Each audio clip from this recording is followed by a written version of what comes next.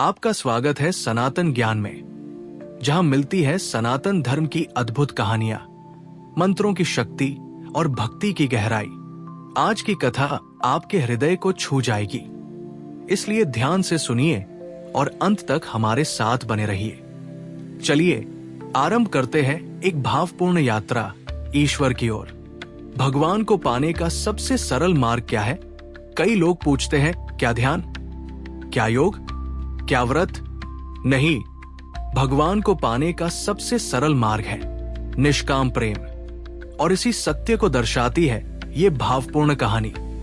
एक गांव में एक बूढ़ी माँ रहती थी। न कोई परिवार, न कोई सहारा, अकेली थी, पर मन में गहरा प्रेम था भगवान के लिए।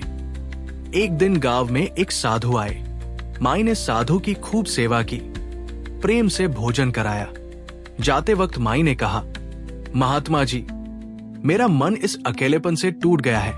कुछ ऐसा आशीर्वाद दीजिए जिससे मेरा जीवन फिर से जीने लायक हो जाए। साधु मुस्कुराए और अपनी झोली से बालगोपाल की एक छोटी सी सुंदर मूर्ति निकालकर माई को दी।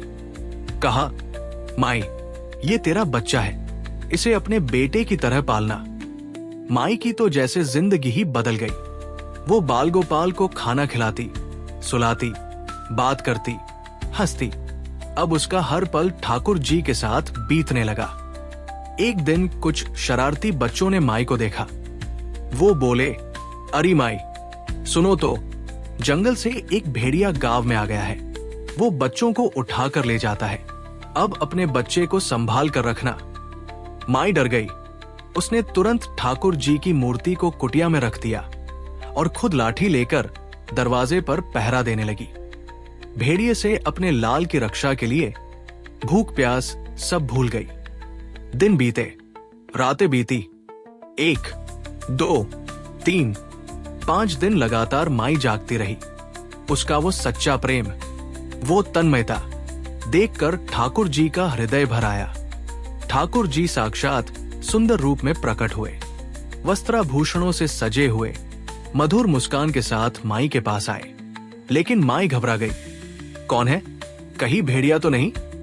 लाठी उठाकर बोली, दूर रहियो मेरे बच्चे से।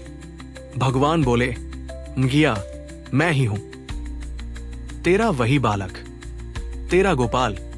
माई बोली, हट जा, तेरे जैसे सो देखे हैं, मेरे बच्चे की बात मत कर। भगवान हंसे और बोले, अरे माई, मैं त्रिलोकीनाथ भगवान हूं। तू जो चाहे वर मांग ले, मैं तेरे प्रेम से प्रसन्न हूं। माई ने हाथ जोड़कर कहा, तो मुझे इतना वरदान दीजिए कि मेरा लाल कभी भेड़िए का शिकार न बने। भगवान बोले, माई, अब मैं तुझे और तेरे लाल को अपने साथ निजधाम ले चलता हूं।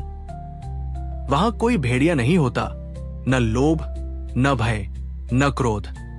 इस कहानी से हमें यही शिक्षा मिलती है कि हमारे भीतर भी एक बाल गोपाल है, वो ईश्वरीय अंश, जिसे हमें काम, क्रोध, लोभ, मोह और अहंकार रूपी भेड़ियों से बचाना है।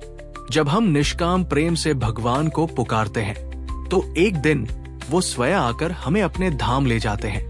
भगवान को पाने का सबसे सरल मार्ग है उन्हें सच्चे मन से प्रेम करना, जैसे बूढ़ी माई ने किया।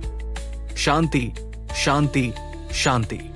तो देखा आपने, एक साधारण सी बूढ़ी माई जिसने भगवान को अपने बेटे की तरह प्रेम किया और अंत में भगवान स्वयं उसे अपने धाम ले गए।